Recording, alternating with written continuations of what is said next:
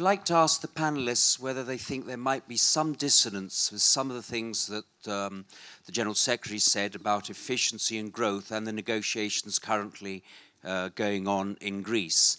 After all, we're being asked to reduce pensions and reduce social spending, so much for the social inclusion and inequality.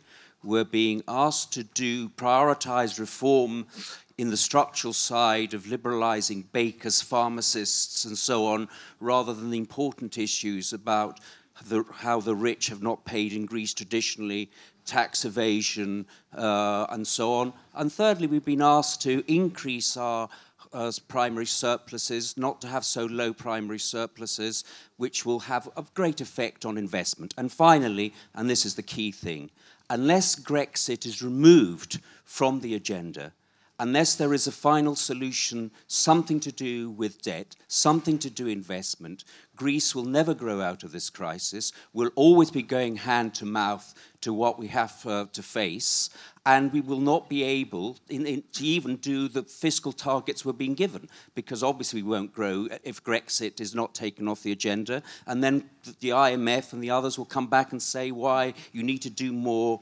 and so on. So I think there is a great dissonance from what we heard in the morning and the negotiations as they're currently being taken in Greece at the moment. Minister Videgaray.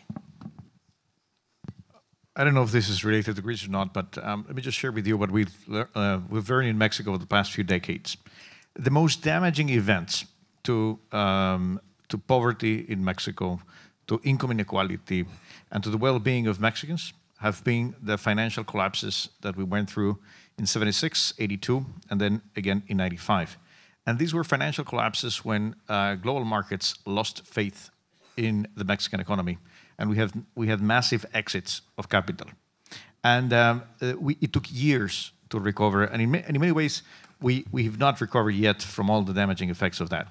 So the thing we've learned, and this is perhaps the main difference between policy making in an emerging economy vis-a-vis a developed economy, is that the emerging markets, emerging economies need to earn credibility every day.